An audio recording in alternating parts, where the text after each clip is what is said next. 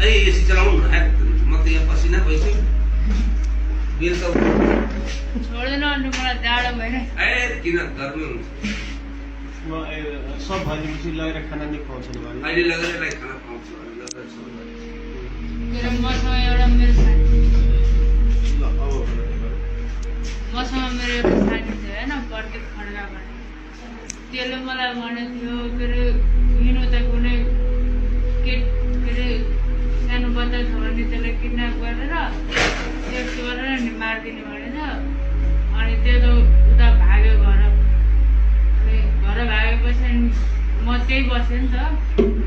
यो गर्ने बेलामा तिम्रो दुईजना थियो को प्रदीप खड्का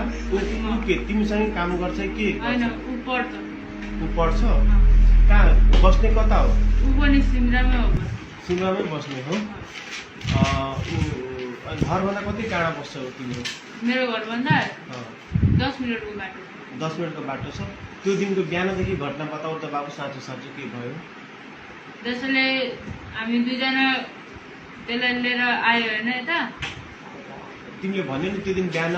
म वीरगञ्ज आएँ के भयो पत्लैयाबाट वीरगञ्ज गएर वीरगञ्जबाट स्टाफ पुऱ्याएर अनि घर आयो नि अनि त्यसलाई पनि लिएर आयो म सिमराबाट उठाएँ त्यसलाई आफ्नो साथीलाई अनि यहाँ ल्याएर बस्यो अनि हामी दुईजना मन गऱ्यो सेक्स गर्न होइन अनि के अरे हामी आयो यता अनि त्यो बच्चाहरू खेलिरहेको रहेछ हामी खेल्न गएको होइन बच्चाहरू खेलिरहेको रहेछ अनि त्यहाँबाट चक्लेटको लालच दिएर कतिजना बच्चाहरू खेलिरहेको थियो 3 जना थियो 2 जना केटा थियो एउटा केटी थियो अनि केटी चाहिँ यही डर के अरे गढीमा रहेछ पहिलेबाट चिन्थ्यो त्यो नानुलाई चिन्दैन थियो जबदेखि त्यो गाडी चलाउन थाल्यो नि अनि कहिले काहीँ गाडीमा के अरे खेल्न आउँदो रहेछ त्यो खेल्न आएको समयमा म हुँदैन थिएँ त्यहाँ अनि के अरे अस्ति चाहिँ भेटाएको थियो तर त्यसलाई नि गर्नु मन लागेको थियो घरमा कोही पनि थिएन त्यसको नि कोही पनि थिएन मेरो नि कोही पनि थिएन लिएर आयो जति मन गर्यो चक्लेट किन्यो अनि त्यो त्यहाँबाट भन के भयो चक्लेट किनेपछि अनि त्यसलाई लिएर गयो होइन म एक्लै गएको अनि चक्लेट किनेर आएपछि के भयो त्यहाँ गयो बच्चाले खेलिरहेको थियो बच्चाहरू खेलिरहेको थियो त्यो प्रत्येक पनि त्यही थियो तिनीहरूले हेरिरहेको थियो म चक्लेट किनेर आएँ अनि चक्लेटको लालच दिएर लिएर गयो त्यसलाई अनि दुईटा भाइहरूले के गर्यो त्यो भाइहरूलाई त थोरै थर्काउनु बित्तिकै रुँदै घर पुगेछ अनि के अरे चक्लेटको लालच दिएर गएपछि अनि हामी गयो त्यो घरमा त्यो घर कसको घर थियो खोइ त्यो कसको घर थाहा थिएन अनि के अरे हामी यताउता हेऱ्यो मान्छे त छैन भनेर होइन मान्छे थिएन म पहिला सुरुमा छिरेँ होइन अनि पछि केटी छिर्यो बहिनी छिर्यो अनि पछि लास्टमा प्रत्येक छिर्यो होइन अनि म जबसम्म मन भएन नि तबसम्म गऱ्यो त्यसले गऱ्यो म यत्तिकै हेरेर बसिरहेँ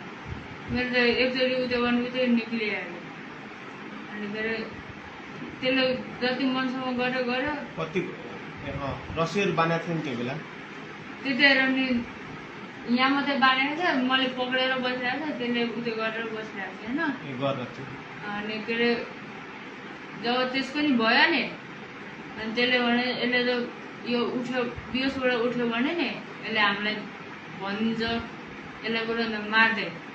भनेर अनि त्यो गयो गाडी लिएर गयो त्यसलाई नि गाडी चलाउन आउँछ स्कुल पढ्नु भए पनि गाडी लिएर गयो त्यो आफ्नो घर म के अरे उयो सुसार गरेर नुहाइ धुवा गरेर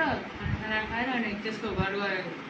किनकि रिजर्भ थियो त्यसको घरको साइडबाट अनि के अरे रिजर्भ लिएर गएर हेटौडा पुग्यो हेटौडाबाट फेरि आउँदा रात पर्दाखेरि फेरि फोन आयो के अरे भेटाएन भनेर फोन आयो होइन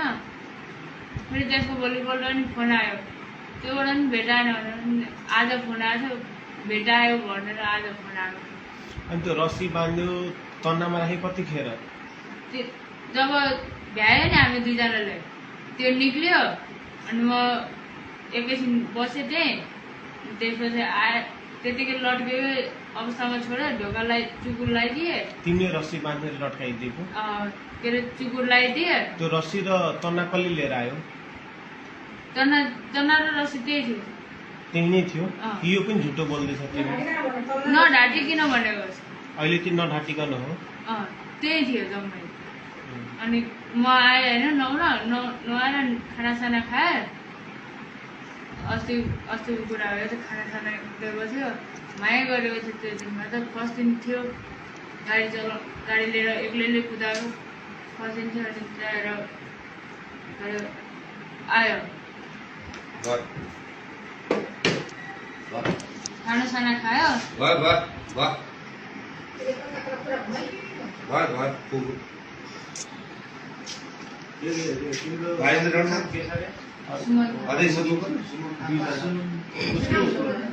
सुमन प्रदीप खड्का र तिमी सुमन लामा सुमन थापा तिम्रो नाम चाहिँ के हो सुमन अनि तिमीसँग त्यो गएर त्यो पनि सेक्स गर्ने एकजना तिम्रो साथीको हो प्रदीप खड्का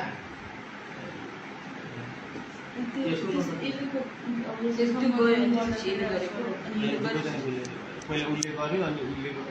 उसले गर्दा उसले समातेको थियो पहिला तिमीले गर्यो अनि पहिला त्यसले गर्यो अनि पछि मैले गर्दाखेरि चाहिँ के त्यो गर्यो गर्यो मेरो झरिहाल्यो क्या एकैछिन अनि तिमीले गर्दा उसले गर्दा तिमीले बच्चालाई समातेको थियो अनि तिमीले गर्दा उसले समातेको थियो उसले समातेन ऊ भाग्यो गाडी लिएर भने थुनायो गाडी त्यहीँ राखेको थिएँ त्यो जहाँ अहिले गाडी लागिरहेको छ नि त्यहीँ राखेको थिएँ अनि तिमीले कति बजे तिमीले गर्यो 9 बजे ठ्याक्कै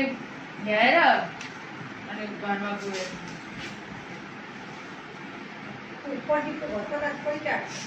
सिमरा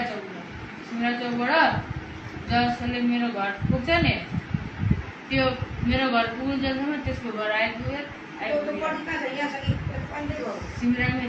अहिले सिमरामै छ अनि अघिबाट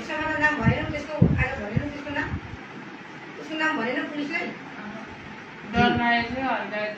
किन म त सिमरामा छु एक्लै छु छुटिहाल्छु जस्तो लाग्यो मलाई नै लास्टमा म कलाई नै आइपुग्नु पऱ्यो नि त त्यसो हल्का डर लाग्यो त्यो पनि खलासी नै हो त्यो खलासी होइन पढिरहेको कसको छोरो त्यो त्यसको मम्मीको नाम चाहिँ थाहा छैन म त्यसको मम्मी बाबा ब्रिटिसहरू हो मम्मी चाहिँ विदेश हुनुहुन्थ्यो भनिरहेको प्रदीप खड्का नाम छ है तिमीले जत्रो मैले त 16 वर्ष दिनले अब घर